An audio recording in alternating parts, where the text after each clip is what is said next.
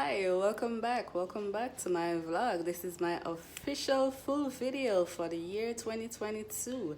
Today I'm going to be making some curried shrimp with rice, so stay tuned.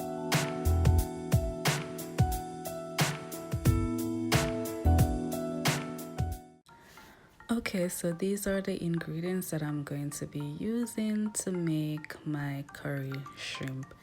There is the curried powder. However, I won't be using the curry powder to season up the shrimp. I'm just gonna add it to my pot with some hot oil. Here's my shrimp that I have already washed with some vinegar. Now I'm gonna add some Maggi all-purpose seasoning.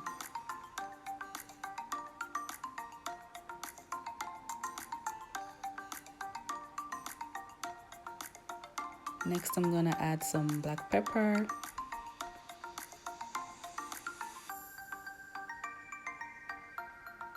Next, I'm gonna add some garlic powder. And then I'm going to add a little bit of salt and combine everything together.